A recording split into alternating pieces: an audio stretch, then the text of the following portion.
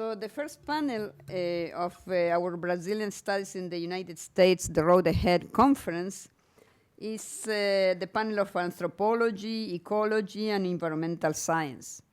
And it will start now, and it lasts for a total of 90 minutes. What we're going to do is I'll start introducing what the panel is all about, then introduce to you our three panelists that we have here. And then the panelists will be presenting for 15 minutes their views on our major question, which I will tell you in a minute. And after each presentation will be 15 minutes. And I will open, after each presentation, 5 minutes for questions about that presentation. And then the next presentation goes on. And then at the end of the three presentations, we'll have some time for general discussion from the audience, from ourselves. First, I will ask everyone to give their final remarks or some closing remarks, and then I'll open it for everyone. So how do you like that? Yeah, all right. So the task that we have in our panel on Anthropology, Ecology, and Environmental Science is answering the following question. And the question is, look at this, thinking about the development and protection of large biomes. How do studies about Brazil and exchange of knowledge with Brazilian universities contribute to this debate in US academies? Cite examples from personal research experience. So that's our task, and it's a real big one. When you think about large biomes, what comes to mind? We're thinking about Brazil. Well, obviously, we're thinking about the Amazon and the Atlantic forest. I can never say the Amazon alone. I always have to say Atlantic forest because much of my research and education life happened there, both biomes. And we all know the importance of both forests in terms of biodiversity. The legacy that those forests have is absolutely incredible. Some of the largest biodiversity of the world is housed there. And in Brazil, because as you know, the Amazon is not only Brazil, but we have Ecuador and Colombia and Peru and Bolivia, etc. But by far, Brazil houses the largest portion of the Amazon. And as you very well know, many parts of the Amazon are legally protected. Large parts of the Amazon are legally protected. So that's our first challenge when we're trying to answer this question. Those parts that are legally protected, are they really protected or are they on paper? So what do we need for that? We need the governance, the social environment, the cultural setting, the economic factors operating there. Okay, so that's one part. And the other part is there are very large areas of what used to be the Amazon, sadly enough, that have been converted. And that conversion was very intense in the 1960s, but then it continued, and then it slowed down, and then it continued again, and it slowed down. It goes up and down. And now the reality is what we have. We have large areas of what used to be Amazon that they have been converted into something that looks like a savanna in parts, grasslands in other parts, and they are developed into cattle ranches, soybean farming, and many other things. And there are also urban centers around there. So it's a very complex biome too. And then what's the challenge there? Well, maybe the challenge could be that even those very fragmented types of landscapes house some biodiversity if we help and contribute to creating biodiversity islands within those biomes. And those biodiversity islands, which would be pockets of protected forests or planted forests, restored forests, may help restoring some of the former biodiversity or preserving the biodiversity that is there and helping in connectivity of those fragmented landscapes. So that's from the physical point of view. Again, the challenges are huge because we're talking about rural environments, urban environments as well. And just because this is my chance to say something, because the other panelists have the privilege of having a total of 15 minutes each, I don't. But I have to say that Brazil has a unique opportunity. In 2018, it's the UFRO World Congress happening in Curitiba in Brazil. So that's a great opportunity for us to continue. From Yale, from our school, I'm sure, from the Forestry and Environmental Studies School of Forestry and Environmental Studies, there are many people who will be going, and it's happening in... It's called, imagine the title of the conference. It's the World Congress 2019. It's from the 29th of September to the 5th of October. And the title is Interconnecting Forest, Science, and People. That's what they try to do. And they dedicate to forest research and cooperation for sustainable development. So I encourage you to check it out. It's very simple. UFRO is International Union of Forest Research Organizations, for those of you who are not in the forestry field. And the website is UFRO, iufro.org. So check it out, and maybe we'll all see each other in Curitiba, a real nice location of Atlantic rainforest. All right, so I started right off and I didn't say who I am because I always think everyone knows me, but maybe that's not the case. So my name is Florencia Montagnini.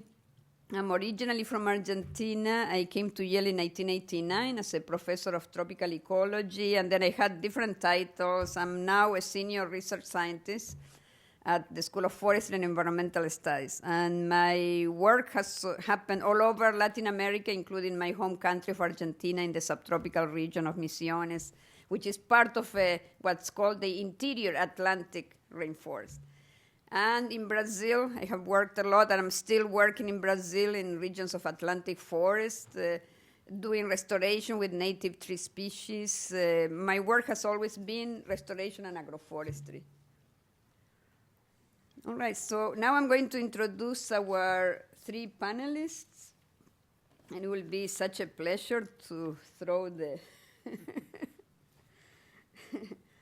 to the other people. So starting on my right is Suzanne Oakdale. She's an associate professor of anthropology, ethnology at the University of New Mexico. She started there in 1998.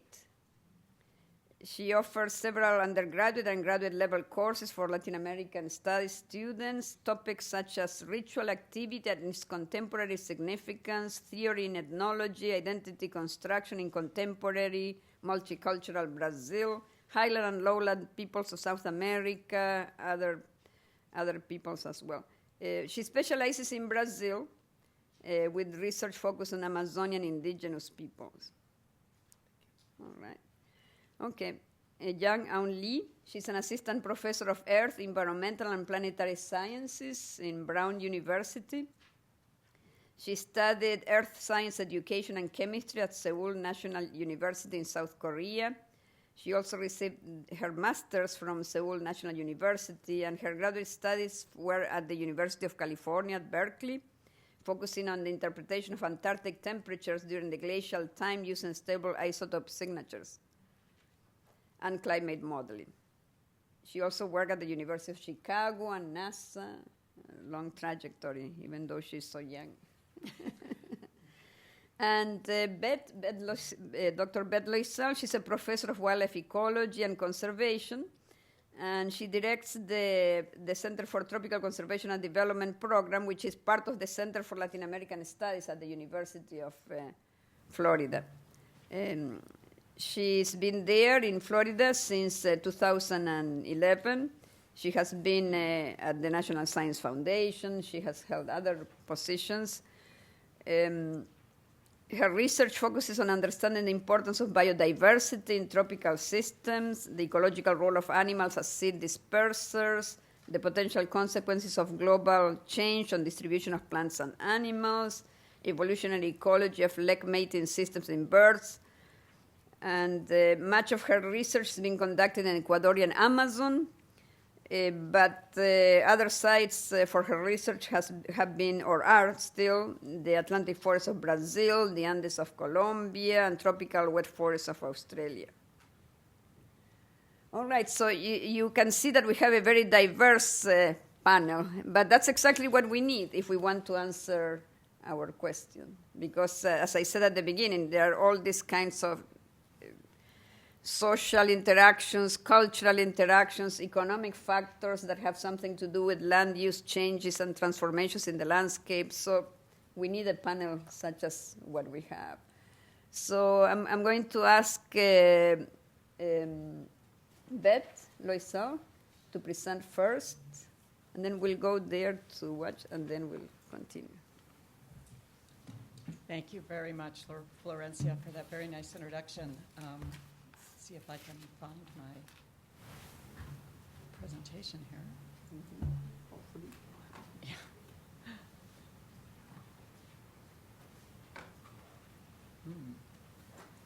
I can no longer see the desktop on here to locate my PowerPoint.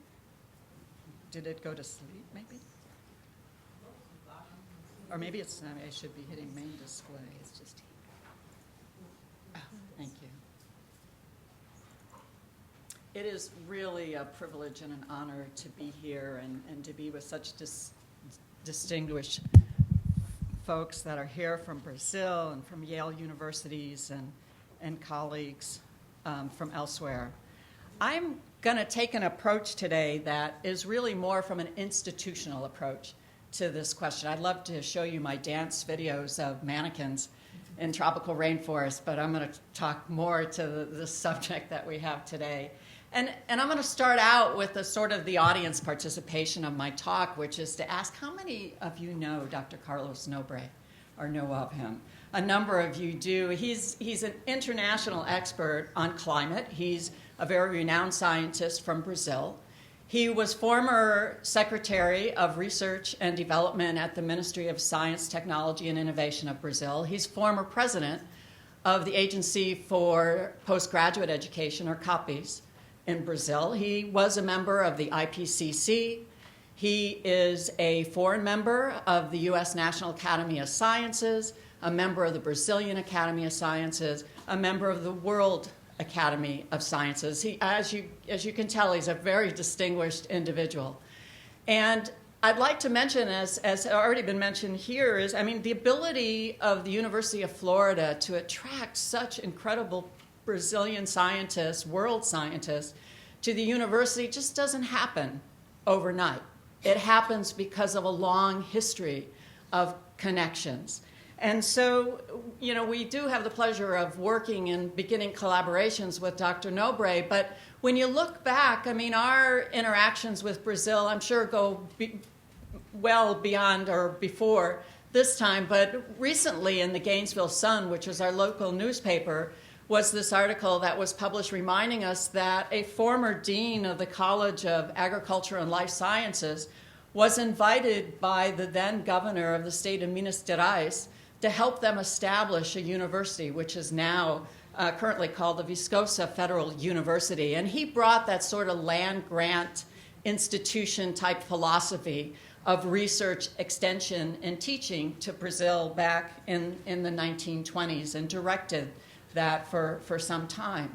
So why the University of Florida and Brazil? There could be, there's a number of different reasons why we have such connections to Brazil. One is our history and legacy of partnership with Brazil institutions. The teaching of the Portuguese language was mentioned today about when it started at Yale University. It was first taught at the University of Florida in 1914, and it's been taught regularly since 1939. We have the oldest center for Latin American studies, and it was founded in 1930 and is a very active and engaging center. We have a lot of our faculty and researchers that work in Brazil. A number of them are Brazilians. And we get a lot of research dollars from U.S. agencies to conduct our research in Brazil. And we have lots and lots of graduate students from Brazil over the years, a lot in agriculture, but a lot of other different disciplines as well. And we like to say we think we've hosted more Science Without Borders students than any other institution in the U.S. And so we have distinguished alumni as well. For the program I'm involved in and the topic that more fits today, I'm a director of the Tropical Conservation Development Program, we can trace our roots back really to when Charles Wagley, a very well-known anthropologist, left Columbia University after a long distinguished career there to join us at the University of Florida. And so our legacy began with Charles Wagley, and together with Marianne Schmink, an anthropologist, and Chuck Wood, a sociologist, they started the Amazon Research and Training Program. And many of the components of this program that began in the 1980s are still components that are so integral to us today, including, very importantly, getting people to the field, providing money for people to get to the field, but having these collaborations with Brazilian scientists and others from government and from NGOs and so forth, collaborating with them and starting long-term, lasting collaborations, which are so important in order to build a sense of trust and a level of comfort that allows you to share ideas and different worldviews with each other. So I'm showing you one of the newsletters that came out in 1989. I want to draw your attention to just a couple of things. One, it's talking about one of the relationships we have with the Federal University of Acre, which is a collaborative program that began sometime in the 80s and is still ongoing and very strong today, addressing a lot of different questions of relevance to this topic. And the other is really, this is when the Tropical Conservation Development Program began with a grant from the Ford Foundation. And as it says there, the grant is designed to sort of strengthen interdisciplinary research, training, and curriculum development to address the related problems of biological conservation and the livelihoods of rural poor in Latin America. And for those of you that, are not as old as some of us here, the "and" is really important. And as my colleague Emilio Bruna says, it's almost like a revolutionary ampersand. Because back in the early 1980s, and I'm an ecologist, I certainly remember the dogma of the day is you're going to build these national parks, you're going to throw the people out, and that's what's going to conserve biodiversity.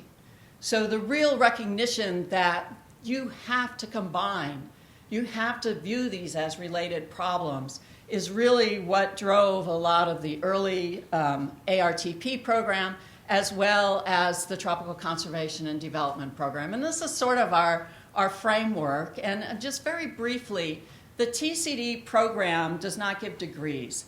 But what we give a graduate certificate. What we really are is we're a community. And we're a community of faculty and students and alums and partners that all sort of have the shared vision of working interdisciplinary on topics of relevance in the areas in which we work. And so relevant to us here is this Learning and Action Network. What this Learning and Action Network really is our partners, academic, NGO, et cetera, our partners that we work with in the field are really critical to what we believe to both our research and training components at the University of Florida. Because without those partners, without these long-term relationships, we can't really practice the kind of research that we want in the field and have the kind of impact that we want. The other thing that's really important here is the skills. A lot of our students, whether they're from the US or whether they're from Brazil or elsewhere, come with a lot of really great professional experiences. They come from Peace Corps, or they come from NGOs, or they come from government, and they bring a lot of these skills with them and a lot of experiences that we share. But what we recognize is to work collaboratively, to work on applied projects, to work in a transdisciplinary fashion, or work in participatory research, these take skills that you don't learn in your home department. To work in teams, to deal with conflict, to facilitate. These kinds of things are a real key component of our projects. And then frankly, I don't need to tell anybody here this, but working collaboratively with local scientists, of course, is the right thing to do. And as for many of the reasons that are pictured on the slide, and of course we all probably recognize the infamous man who took 70,000 rubber seeds out of Brazil in 1876.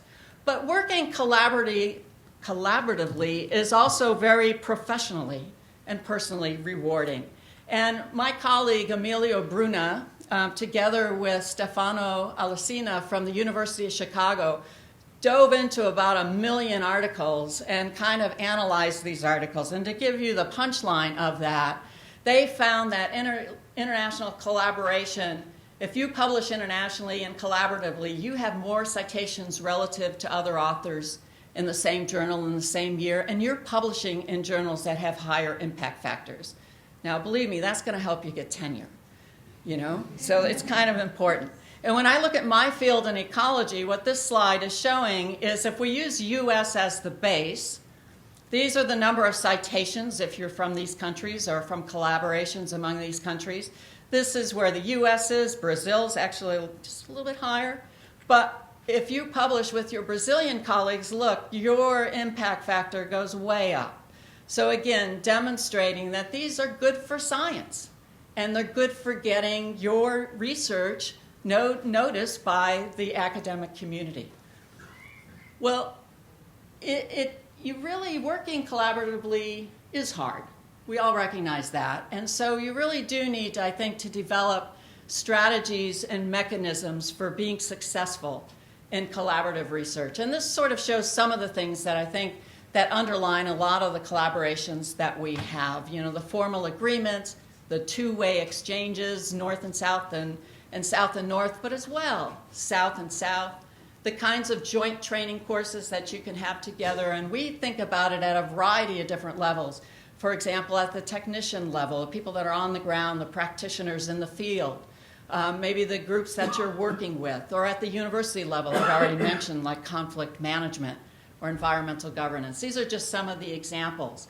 But these kinds of things, these training courses, these exchanges, and so forth, are what are going to help you really develop these truly collaboratively applied research projects. You have to talk to each other. You have to spend time in the field together. You have to get comfortable with each other and find out where you have shared interest and what the needs are. And of course, the joint publications always help, but publications not only to the scholarly community, but we also hope to local stakeholders as well. So I want to continue and just give you a highlight of a couple of the examples from the University of Florida. So we have examples at the faculty level, and this is my colleague Karen Kiner. There's a picture here of 1988. Chico Mendez is in this picture. And at that time, Karen Kiner was a graduate student in forestry and just beginning her dissertation research. She ended up doing her research in the extractive reserve area in Acre. And for the next 30 years, she has continued research in Acre with colleagues, her long-term colleague, Lucia Vaught at Embrapa, with other colleagues, Rodrigo Serrana at the university, with former students of hers and students of these folks as well. So this is a kind of the long-term relationships that can be built and that you can easily then bring your students into and have them meet other students from other institutions in Brazil. And this really scary slide is sort of some of the evolution that we have had as a program, more program-related projects that combine a number of the faculty at UF, their students, and our colleagues in academia and in NGOs. And I just want to highlight a couple of them. We got a big NSF grant, a training grant that we called Working Forest in the Tropics in 2000, I forget what it was, 2001 or something like that. Well, of course, if you know, these training grants from NSF only fund people from the US. So we were able to get a major grant from the Moore Foundation right then that established our Amazon Conservation Leadership Initiative. And that paid for us to fund a lot of PhDs and master's students from Amazon countries. And overall, we had 18 PhD students, 6 master's students, lots of visiting professors back and forth between the two over those years, with the idea of really strengthening our relationships, but also strengthening, in particular, Amazonian universities. It involved a lot of the field courses, which I've talked about before. But what it also evolved that are 3 active programs ongoing now are the Amazon Dams Network, a kind of family agriculture project, and the RECAM network. And I'm going to briefly talk about the Amazon Dams Network. This is an NSF-funded grant with a number of different Brazilian universities. We're interested in studying the socio-ecological river systems in a truly integrative manner to support planning and adaptive management of areas transformed by hydroelectric dams. You see our partners. There are many different partners from Brazil, many different institutions. We have 4 countries involved, 20 institutions, but the real leads have been the University of Florida, the Federal University of Tocantins, and the Federal University of Rondônia. And it all began not with the NSF grant in 2015 or 16. It began a long time ago with a field course. And a really transformational moment came when Elena G. Marquez from the Federal University of Tocantins came to Florida, and we had people from all over, other Brazilians and so forth. And she said there, you know, this is one of the first times we met Elena G. What unites us is water. And that was really important, and it really began then to form the kind of relationship that then built with exchanges over the years that finally led to the NSF project, a meeting in the Glen Canyon Dam, and then more recently at the Lajeado Dam in Palmas and Tocantins. And these are some of the products that have come out from the academic standpoint, but there's lots of other products as well that are, as I mentioned, are going to very different levels of stakeholders. And then finally, my last example is something that's just getting started, and it's going to be what we're going to call the Pan-Amazon Community of Practice, and it's going to deal with this tough issue of infrastructure development and protected area mosaics. And Florencia mentioned, in her open comments about, these trends in deforestation and so forth. But what we have learned, it's really hard to scale up successful projects. It's really, things can happen, then all of a sudden some external force comes in and, you're back at square one or going behind. So the whole idea here is to build this community of practice to look at the tools and strategies we're employing across the Amazon and to figure out ways that we can learn from each other to innovate those tools, to learn from the successes as well as from the failures. We're taking a focus in 3 main area focal mosaics in the Amazon, including the Moderator Basin in southwest Brazil. And again, we're going to have a lot of different things going on. There will be a lot of activities looking at what factors enable and limit effective governance and so on and so forth, in a hope that we can develop the strategies that are needed. So this is supported by the Moore Foundation.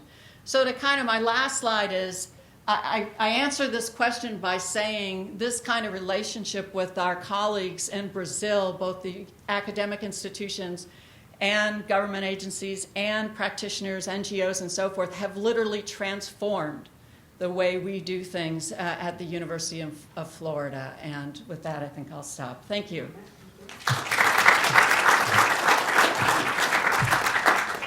Why don't you stay there for a few questions? Yes. Yeah, we can have about 5 minutes of questions for Beth.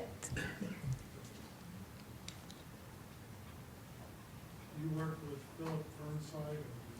Yes, Philip Fernside is a key member of our Amazon Dams Network. We've worked with Phil. In fact, Phil was in the very early conversations back in 2009 as we developed the program. And some others also at IMPA and Human House.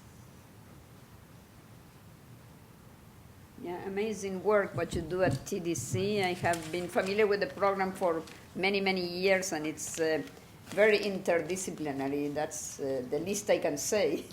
But you gave much more detail. I think it's very interesting how you access funding through your interdisciplinarity. Any other comments or questions for Beth? Yes? In your opinion, the big dams are good or bad? That's a very complicated answer.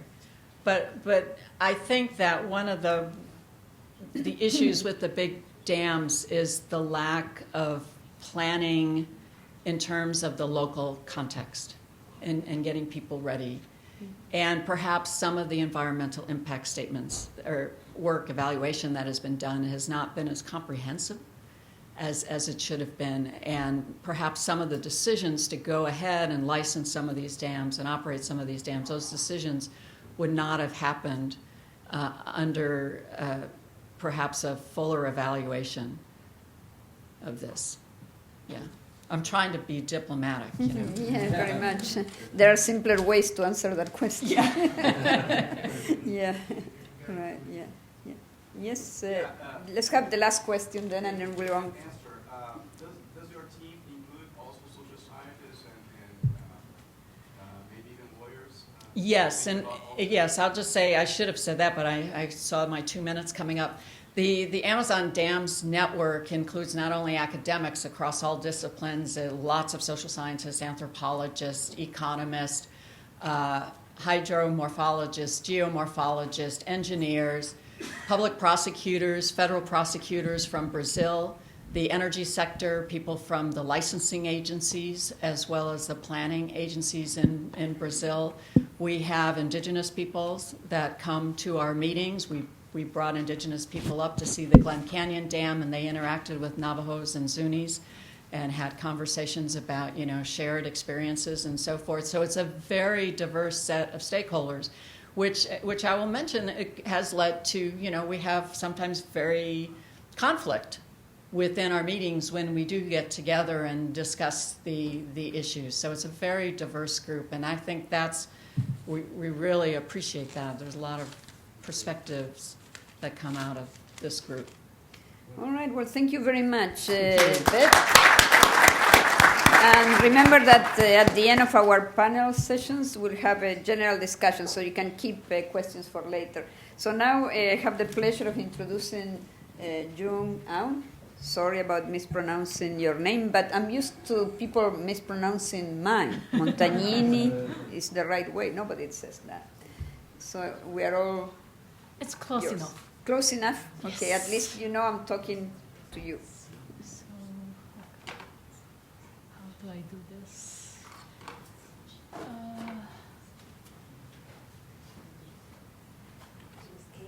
Yeah, this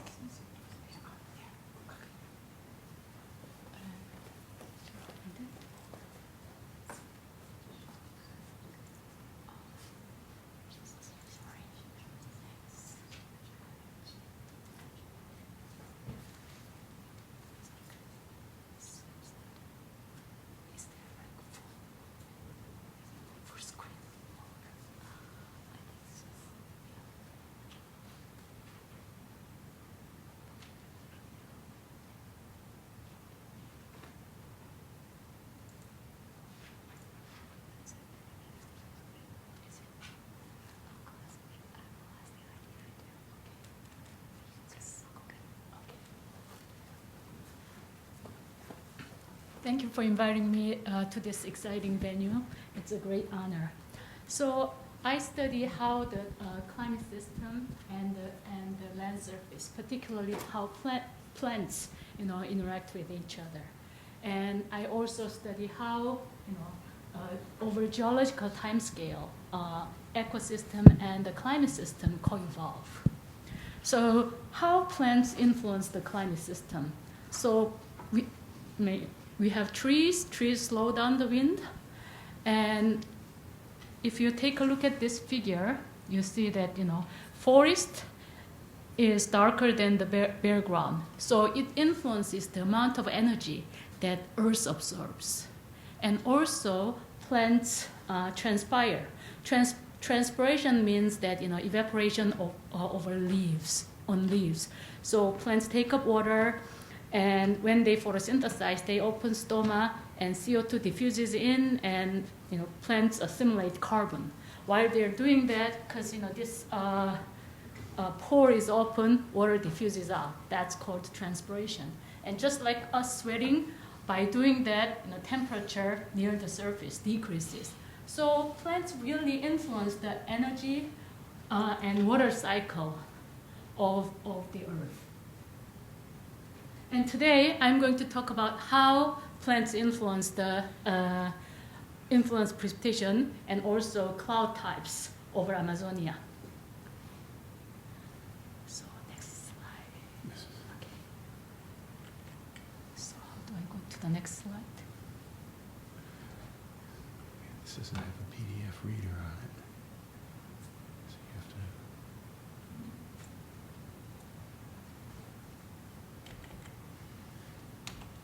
Oh, okay, thank you. So this is a hypothetical case that, if we have plants, but suppose that they don't actually photosynthesize or transpire.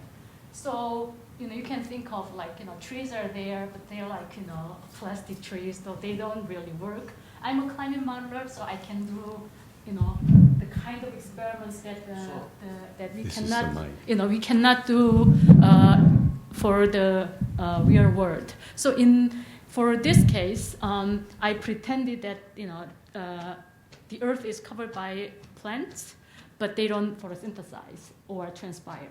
So, and how that's going to influence precipitation intensity. So what this figure shows is that this part is low precipitation to very light precipitation, and this is heavy precipitation. So, and you can think of it as number of days per year. So, for example, if we remove transpiration, we are going to have probably 10 more days of no precipitation. And we are going to have a bit more intense precipitation. The reason why the difference is high here and low here is that we have relatively less number of days with very intense precipitation. So by having plants, so in this case is removing plants, right? So if we remove plants, we are going to have many more dry days and many more very, very, with many more days with extreme precipitation. That's because, if we don't have plants, I mentioned that, when plants photosynthesize, they decrease the surface temperature. So if we remove plants, temperature is going to go up. And if temperature is higher, we need more moisture to be able to initiate precipitation. So as a result, extreme precipitation, both low and high ends increase. So this is for the case with the Amazon. So here I'm going from 30 west. This is over Atlantic Ocean, and this is Andes. So I'm looking at the longitude here, and this is so from here to there. So if I don't have any plants, what the time that matters most is October. That's the onset of the wet season.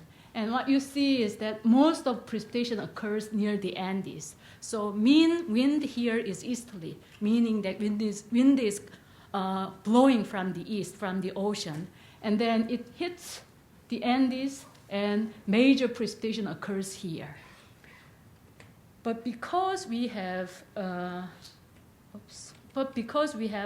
Amazon basin with large evapotranspiration, now we have more precipitation here in Brazil, over Amazonia. So precipitation in Amazonia, and particularly the frequency of precipitation and the length of the rainy season depends on the existence of the forest.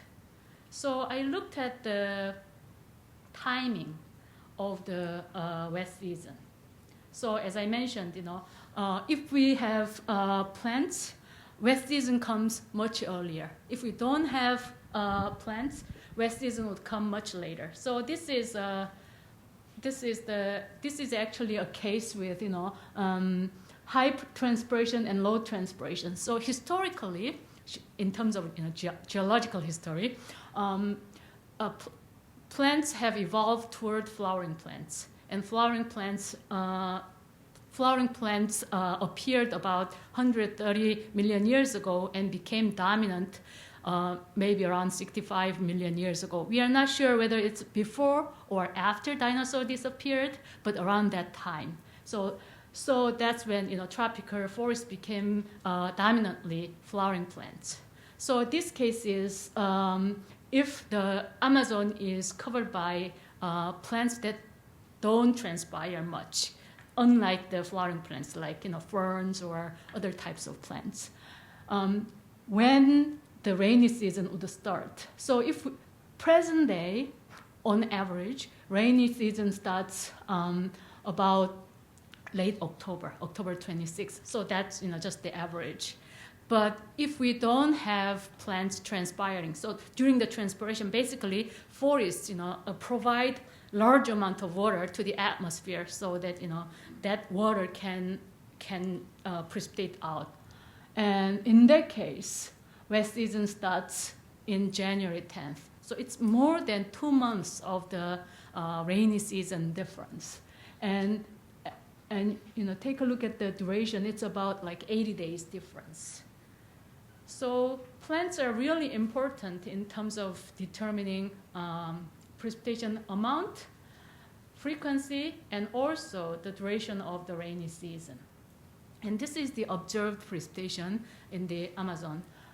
So this is the difference between this period and the earlier period.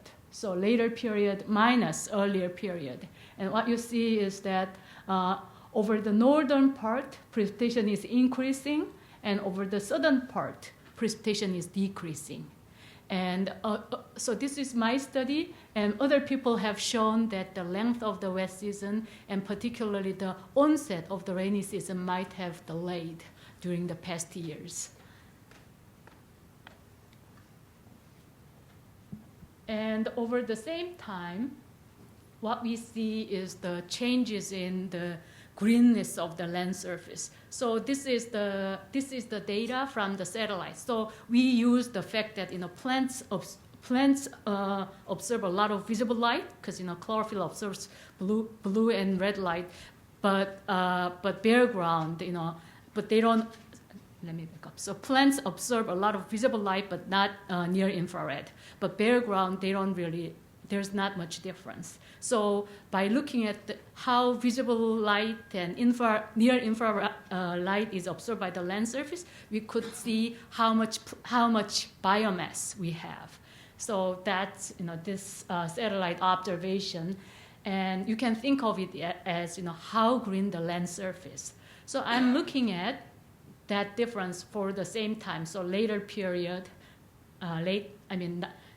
from mid-90s to early 2000s, minus 80s and early 90s.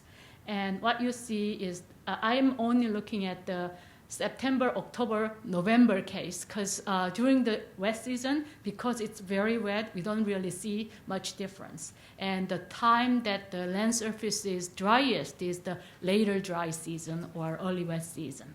So what you see is that this part of the region becomes greener, and this part of the world becomes browner, which is very similar to the precipitation pattern. So they are self-consistent. And I did some modeling study and trying to figure out why we have this type of precipitation change. We call this attribution study. So there are probably different factors that influence precipitation over this region. And I have two possible candidates for the possible change. One is remote sea surface temperature forcing. So what we observe is that during the past 30 years, there's more warming in regions over land, because land doesn't have high heat capacity. More warming over land, more warming in the polar region.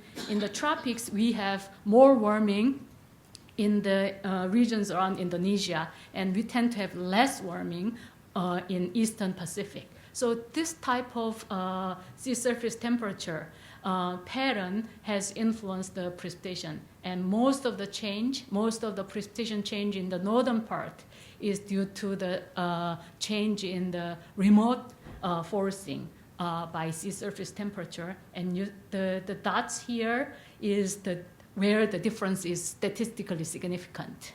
And then this one is vegetation only. The changes in land use, how that's going to influence. And particularly the southeastern part, precipitation change seem to be coming from the vegetation change. And when we combine them together, I mean, it's smaller than the observation, but it captures the major pattern.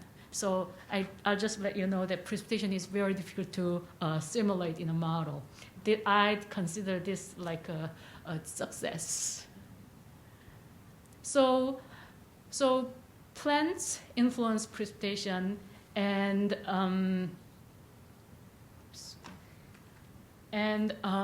how about like cloud types? So I'm looking at the satellite data that shows the vertical distribution of cloud water. So you can think of it as, radar on a satellite.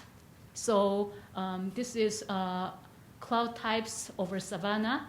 This is, August, September, October, November, etc. The blue part here is the wet season. This is height. So this means that, in August, we see mostly low clouds at about 4 kilometers. And in December, we start seeing clouds at about 10 kilometers. So clouds here is mostly made of cloud liquid water. And cloud here is mostly made of cloud ice. So what we see is that during the wet season, clouds are taller with a lot of ice. And during the dry season, less ice. And that's what.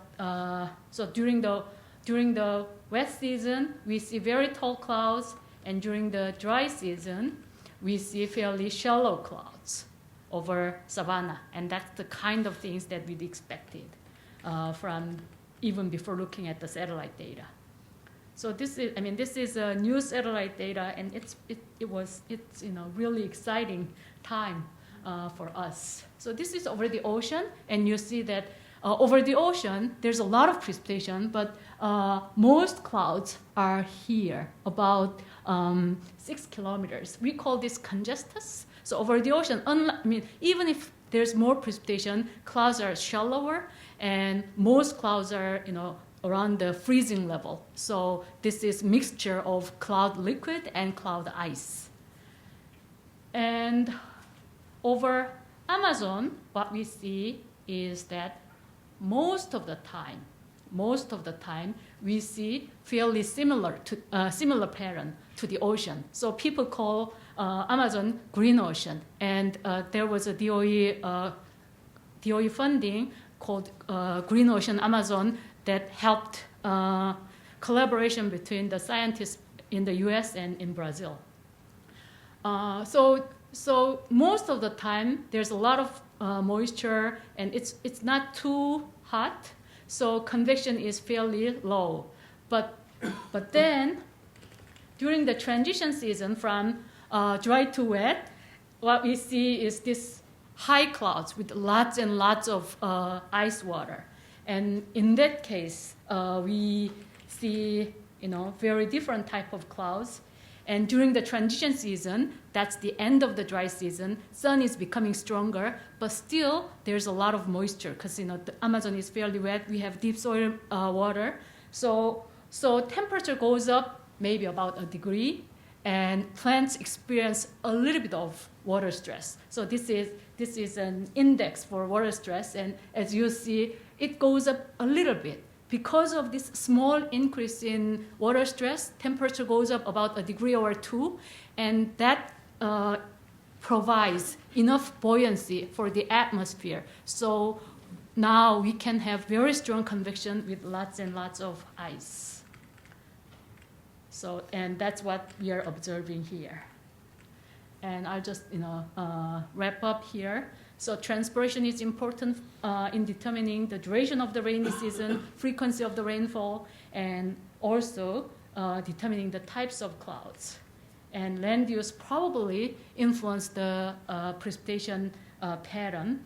And then further change in temperature and land use in the future will probably influence the hydrological cycle over there. Thank you. Well, thank you very much. So you learned lots of the intricacies about the climate change. It's not as simple as you think. So if anyone has questions for Jung, there were many technical aspects that were very interesting, and I'm sure many people are curious about water, which is, yes, Beth? I mean, we're seeing things being Your microphone there. we're seeing things being discussed about the tipping point and how much land use change or deforestation, will change basically the Amazon forest into a dry savanna, and we've heard 40%, and recently Carlos Nobre and Tom Lovejoy published an article talking about 25% deforestation will lead to this tipping point. And clearly the kind of research you're doing is very relevant to perhaps understanding when that tipping point is going to happen. Do you have any comment about that? So tipping point, I mean, that's not an easy answer. But even with very small deforestation, what we see is that cloud types are changing. So if we have deforested spot, that tends to induce meso-scale circulation, and we tend to have shallow clouds during the dry season. So that type of change we see even with a fairly small amount of deforestation. Tipping point, there are two aspects. One, I mean, you probably heard about this, Peter Cox study on Amazon dieback. And from that study, the dieback started even without any deforestation. So if we pump up lots and lots of CO2, and with lots of CO2, that changes the sea surface temperature type in the Pacific, and that may induce Amazon dieback. So that's one possibility in terms of how land surface would influence the critical point. So I don't have the number, and I'm not sure how well we can actually do that. But what I can say is that, as you saw from my work, the time that the precipitation is most dependent on evapotranspiration is early onset. So what is important is the plants, and the soil keep water until the end of the dry season. And that's very important for agriculture, etc. But if we convert that area into agricultural land, that region might not have enough water until the end of the dry season. So so in that sense, conversion into agriculture would be really bad for moisture recycling. But exactly how much, I don't have a very good number. And numbers are hard to come up with. Yes? Mm-hmm. Do you have numbers about the secondary forest? You mean like in my model? Yeah, the forest that's formed after deforestation.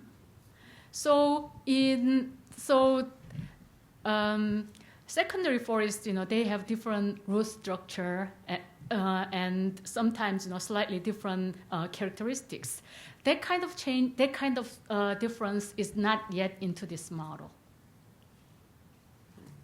So as I said, what is important is, the rooting depth and so on. And it seems to me that, early succession, I may not be actually correct, but early succession seems to have less deep roots. But maybe other people who know much more about plants can have answer. Definitely, it's right. The way water deficit will affect different types of vegetation. It's not the same seedlings, young seedlings, as mature trees, young secondary forest, mid-secondary forest, etc. Okay, we have to end here, and thank you so much, Jung. And we have our next speaker, Suzanne.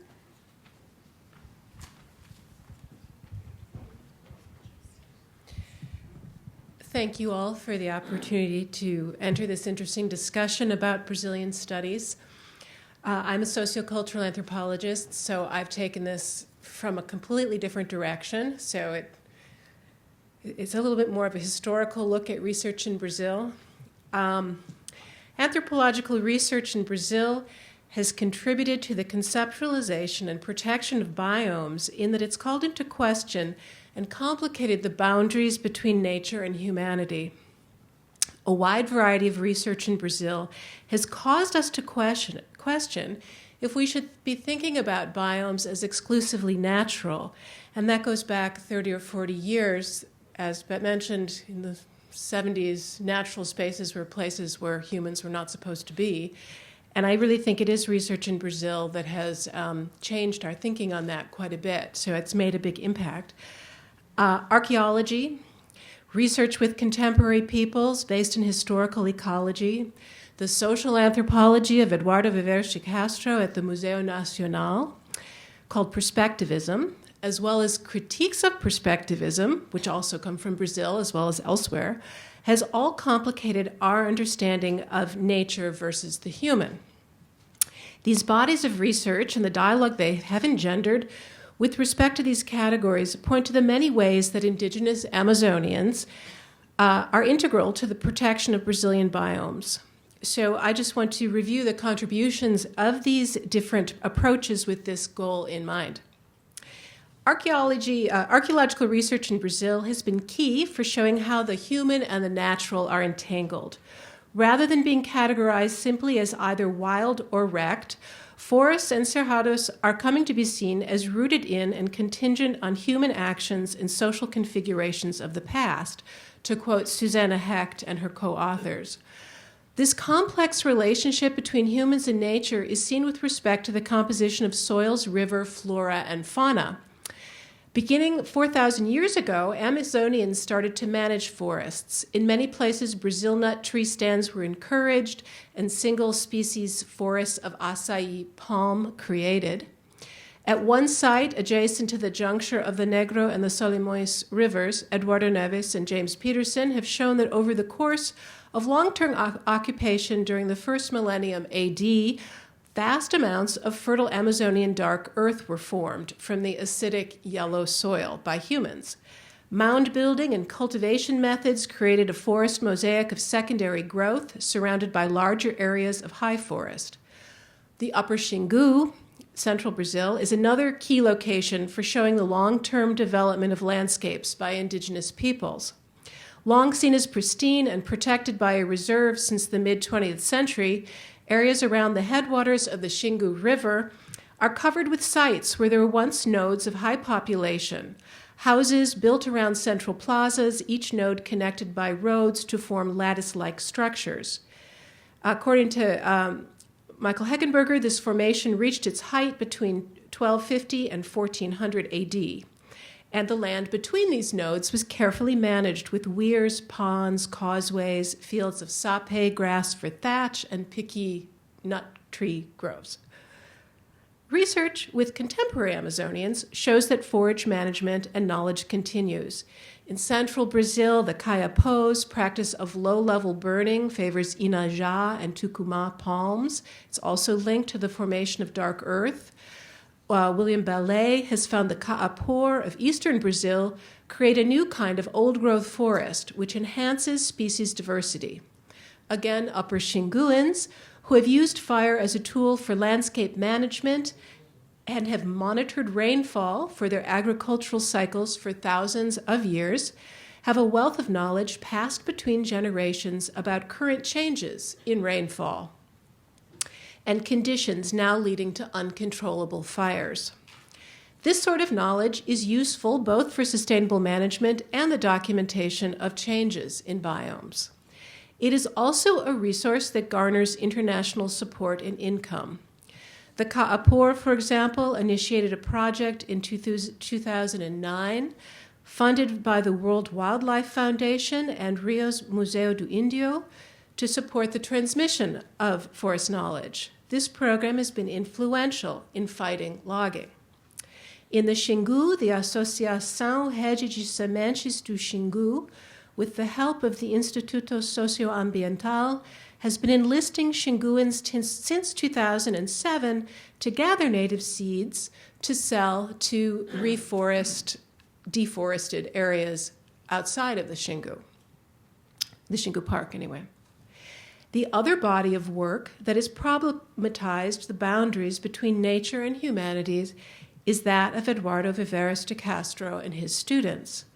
Based on his own field research with the central Brazilian Arauete, his mastery of other lowland ethnographies, which is immense, as well as his dialogue with the philosophy of Deleuze and Lévi-Strauss's structuralism, he has put forth a general characterization of Amazonian thought, which has been extremely influential in anthropology and beyond.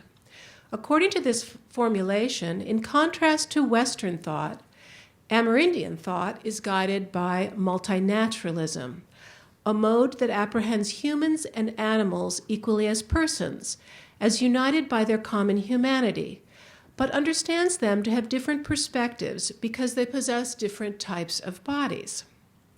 In contrast, multiculturalism and naturalism characterize the West. This mode of thought is founded on seeing a shared biological nature between all living things, but a division between nature and culture, culture being the force that separates humans from animals and gives rise to human difference. The human is the domain of agency and creativity and is set above the more passive nature. With the aim of decolonizing thought, multinaturalism and naturalism are not simply taken as characteristic of different cultural perspectives on a shared world, but rather as entirely different realities or ontologies. With respect to the group I know best, the Kawewete, a people who have relocated to the Xingu Park from more heavily colonized areas to the west in the Tapajós River area, multinaturalism could be said to characterize the domains of myth and shamanism. In the deep forest, underwater, and at the horizon live vestiges of beings that populated the earth in mythic times, before humans and animals divaricated. These ancient and powerful beings, called the true animals, control and watch over everyday animals of the forest, who are considered to be their pets or their children. The true animals take human souls in revenge for the animals killed in the hunt. The souls of the sick, the dead, and the unborn are kept as their pets or children until shaman can negotiate their return to the human world. Aspects of what we would call part of the natural environment are always en route to becoming transformed into the human and vice versa. And rather than simply calories, animals are also non-human subjectivities. Surprisingly, the Kawewete are not, as a result, vegetarians. Rather, hunting and predation are central. But moral codes in the form of dietary taboos and rules about the treatment of game, as well as shamanic interventions, guide their engagement with these beings. To quote Viveros de Castro, this sort of ontology causes the human condition to cease being special and to become instead a default mode or a generic condition of any species. The domain of nature also, in essence, disappears. The traditions of many other lowland people can be described in similar terms as presenting a transformational world populated with many kinds of human and non-human persons. Anthropologists such as Alcida Ramos at UNB and others, based on their respective fieldwork, have observed that perspectivism leads to a dangerous homogenization, a portrayal of very distinctive indigenous traditions in generic terms that are basically an essentialized alter image of the West. Perspectivism has also inspired field research in Siberia, Native North America, Melanesia, as well as beyond, where similar kinds of thought have been identified. This body of work could really, in fact, be said to essentialize a global indigenous thought that is counterposed to that of the West. So, as you can see, it is a little bit, it is not structuralism, but it's inspired by some of the universalist claims of structuralism, although for Eduardo, he splits them into Western and non-Western. And you can see there could be reasons to mind that. Native Amazonian or non-Western perspectivism as such has, however, become a position which some of the positions of capitalist development can be addressed.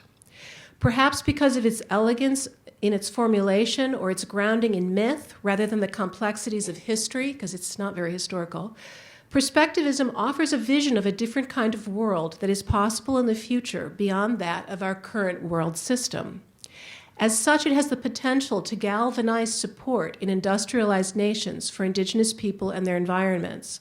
Shaman, working through translators like Brazilian Davi Kopanawa Yanomami, have become really compelling spokespersons far beyond Amazonia for this other way to live.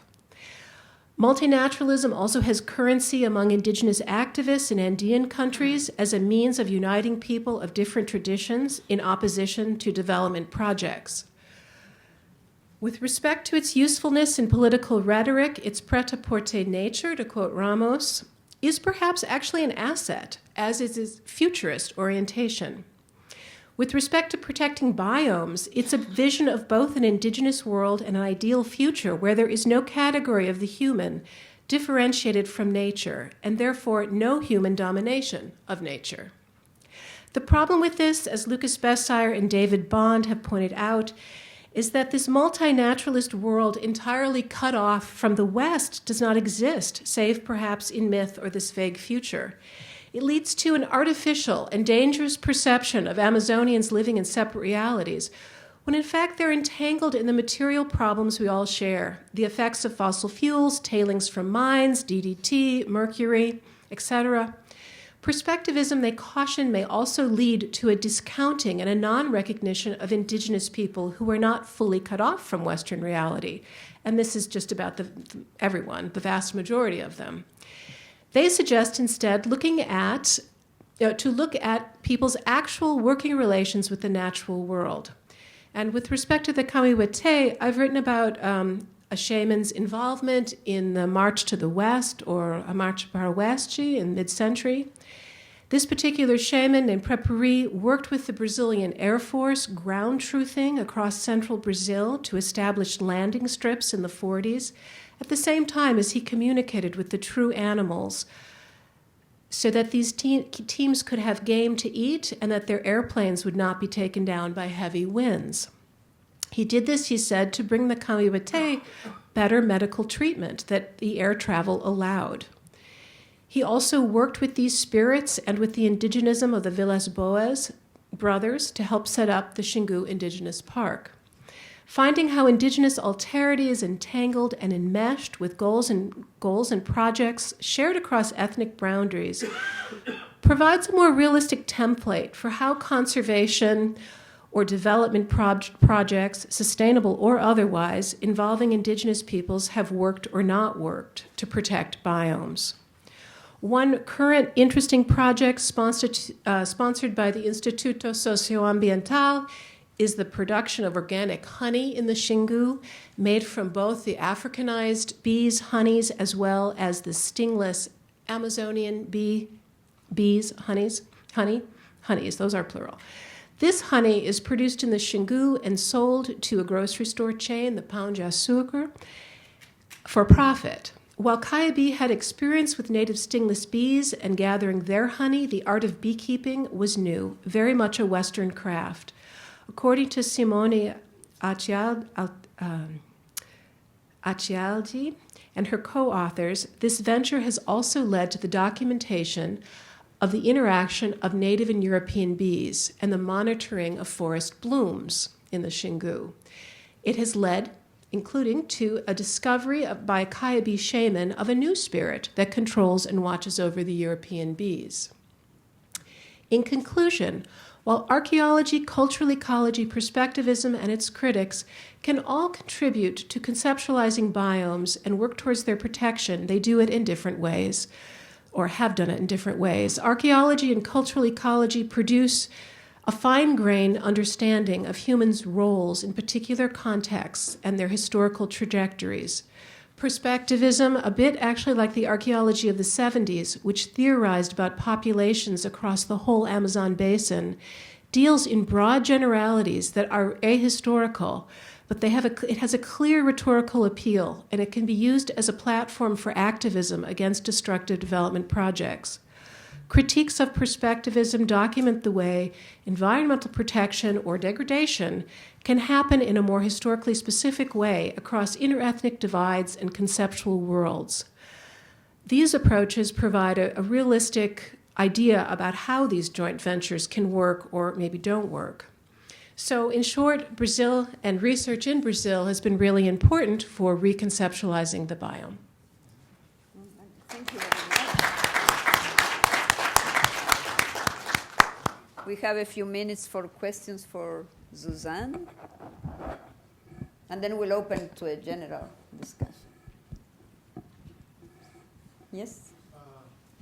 You used the word perspectivism a lot. I just Googled it and didn't come up with a definition, so could you define it? A definition. That was that big, long paragraph in there. Did you find it, though, as you Googled it? Did it come up as a word? No. It's coined by this anthropologist, Eduardo Viveiros de Castro at the Museu Nacional. And what he means by that is this, first he started saying it's just sort of used Amerindian is the term he used, an Amerindian thought versus a Western thought.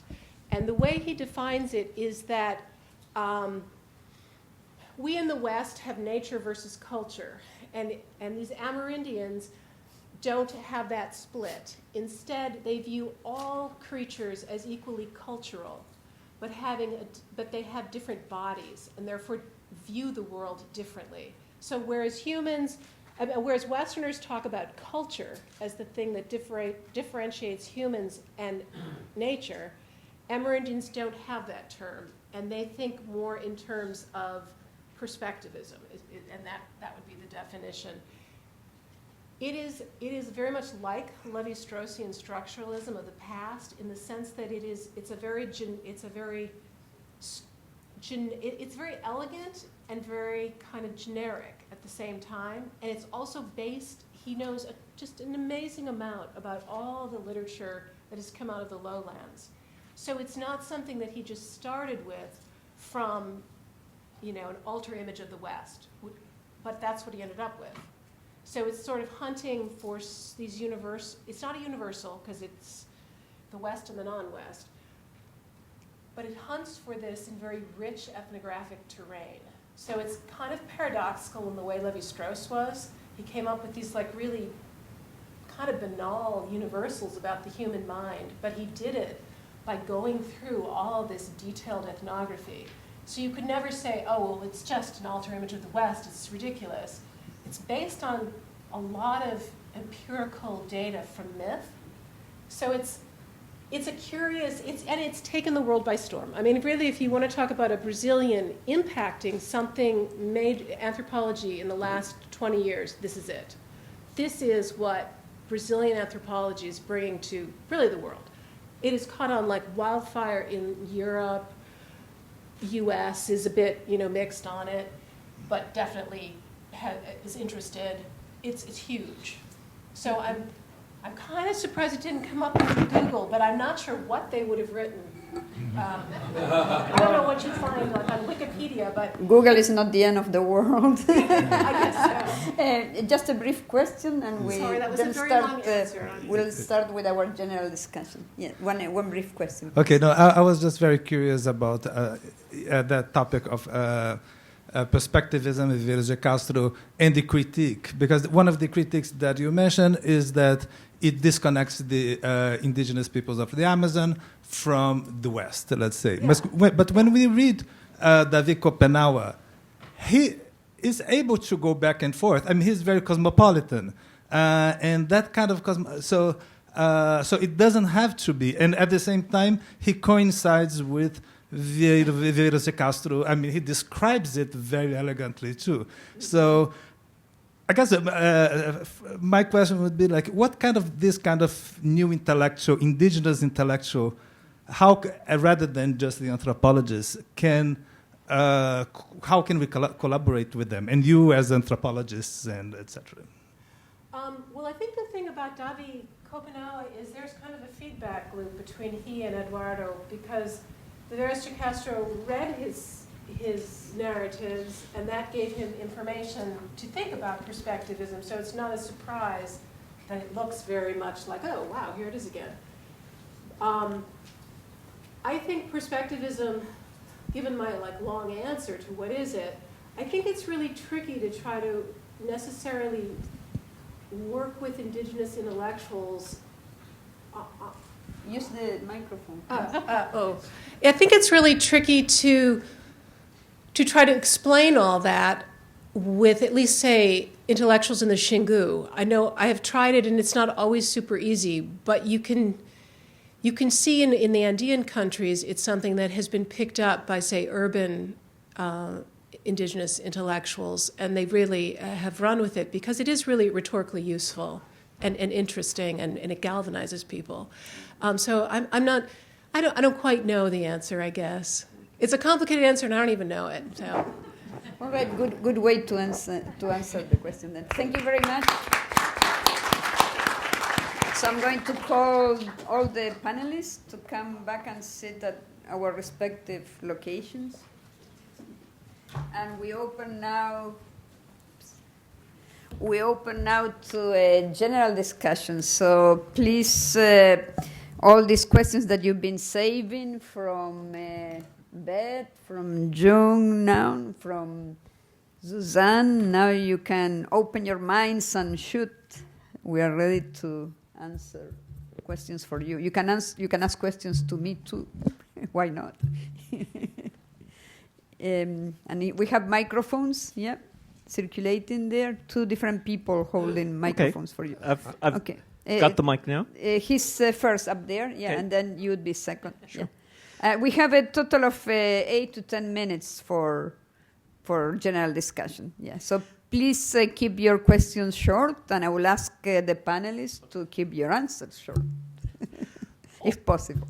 All research that I know of in Amazonia, but especially things having to do with indigenous people or with environmental projects, are deeply politicized at the local level, at the national level, at the international level. So I guess my question is, not only to the panel but to others in the audience, is what, let's not talk about tipping points, but what political conditions could make this kind of multinational collaboration, this kind of research which requires institutional, local negotiation of permissions, what could make it better and easier? Okay, who of the panel would like to answer first? Otherwise, we'll leave it up to somebody in the audience who may answer. Anyone, like Bette or Jung or Suzanne, has an answer? What kind of political setting? That's a really great question, and something that we all struggle with, because sometimes the local government actors are not very open, to the particular kind of research or alliances of organizations and researchers that may be operating in a particular area. I mean, I think that from our perspective is that I can't go in, the University of Florida can't go in and expect to establish those kinds of relationships, that we really do rely on our partners on the ground to be able to sort of open the doors and to build the agreements and formal agreements that can outline specifically what we're hoping to accomplish together and so forth. On the other hand, we have also found that an organization like the University of Florida and somebody from the outside can sometimes be a neutral partner and can bring together organizations that may be in conflict with each other, that may not come to the table together if one or the other, or maybe the government was organizing, a particular forum or discussion, whereas they might be more willing to come to the table and talk about their interest with a sort of a neutral partner. I'm not sure that's really addressed your questions, but just some thoughts. I think Jung has an observation. Yes, please. A contribution. I think you can just speak on the... Okay. Yeah. So I have an experience in working with my Brazilian colleague, and what helped us most is the funding from the Brazilian side. So there was this. I mentioned during my talk that there was this Green Ocean Amazon call from the Department of Energy of the U.S. and from that call, they asked us to team up with Brazilian colleague, and DOE supported us, and the São Paulo Research Foundation support my Brazilian colleague, and that was the most useful thing for us to have all this research activity happen. So the research funding, because everyone is busy. It's just without funding, it's very difficult to establish collaboration. And my colleague told me that the funding is a bit drying up in Brazil, and that's the case for the U.S. as well. So particularly for the tropical research, I was asked that a lot of research related to that's related to tropics. We are encouraged to study Puerto Rico instead of Brazil. So things like that, that's the difficulty. Mm-hmm. I think we can go on to the next question, please. A little bit different. I'd like just to hear to congratulate all the speakers. How do you think that the forest transition that comes almost together with demographic transition afterwards can contribute for the emergence of infectious disease or chronic disease? Mm-hmm. That's a very interesting question. So you mean how the changes in forest would influence disease? Influence demographic transition. Human disease. Human disease. Chronic infectious disease. Emergence of infectious disease. So that's not the area that I'm very familiar with, but we had a student at Brown who studied the link between disease and deforestation. And what they were finding is that the regions where disease outbreaks, particularly coming from animals, basically, is where deforestation occurs. So not urban area or not in the middle of the forest, but deforested area. So the study region was actually not in Brazil, but India. So with more deforestation, there's more interaction, and that's where the disease outbreaks, the number is highest. Mm-hmm. We had a long-term project between the School of Forestry and Environmental Studies and the School of Public Health, Department of Public Health of School of Medicine, back in the 90s, funded by the Rockefeller Foundation and the Canadian Institute for International Development. And we were focusing on arboviruses, so arthropod-borne diseases, viruses transmitted by arthropods. And we were focusing on yellow fever, malaria, of course, and leptospirosis. And we studied how that happens. Those diseases are in the forest, and there are animals, birds and small mammals, who host the insects that then may host the viruses, and the cycle of the disease is there. But then when humans come into the forest to cut the forest, to collect rubber or to harvest Brazil nuts, the cycle must be broken, may be broken.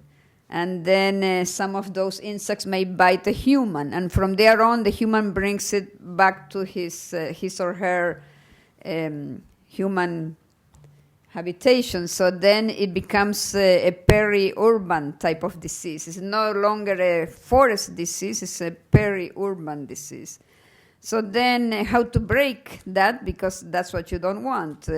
Some of those diseases are not fatal, but they produce lots of economic loss and all kinds of psychological issues on people. Of course, some of them are fatal, like different types of malaria can be, depending on what type of population, 2 children or and all that. But definitely changes in land use are very, very influential. And we came up with recommendations in terms of changes of land use that shouldn't be made, on how to go through the forest and cut and not to be exposed, all kinds of, and there are still some people at the School of Public Health that could answer your questions with more detail, because I was from the point of view of the land use changes and the forestry, and then the other people were the ones who did all the chemical and medical studies. Yeah, I think we have time for one more question, unless Asia may want to say something about time. Our time is supposed to run until 4:30, and we're now 4:33. So can we get one more question? Asia tells me we have time for one more question. Great. That's wonderful. Thank you very much, you all. Very good presentations. And my question relates to carbon credits. You must be familiar, I don't know, but it's been sold in Brazil. There's many European companies, and it came to my attention one specific case. I have my brother is a human rights lawyer in Brazil, defending a case of an indigenous group against an European company that bought carbon credits for several decades, and now they're forbidden even to practice their own. Like, they can't fish, they can't hunt, they can build their own style of housing, because they are not allowed to deforest, and it's considered traditional lifestyle is considered deforestation.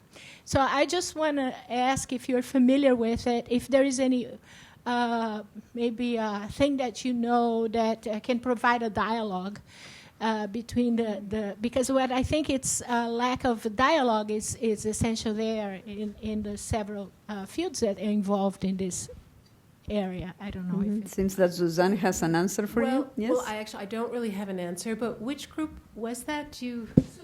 Oh, the Surui. Okay. Yeah, I mean, obviously it's, I don't have an answer. I think it's a really tricky topic, and there have been a lot of people writing about the carbon credits with indigenous groups. I wish I were more on top of that literature. I don't know, but it's not obviously a panacea. Like just water? I mean, yeah, definitely, because the indigenous peoples, there have been lots of studies done in Panama, where the Cuna Yala, the Cuna people, meaning the people from, that's their name, Cuna, meaning people, Cuna Yala. And they claim when all these ideas about the red project started, and Panama was chosen because of the general good conditions of the country, good communications, good maps, and etc. Panama was chosen almost as a model country to implement RED projects, reducing emissions from deforestation and degradation. And then the Cunayala were asked to come into the dialogue. Good that they did that. And I was there at the time, and the Smithsonian Institution was in charge of much of that conversation.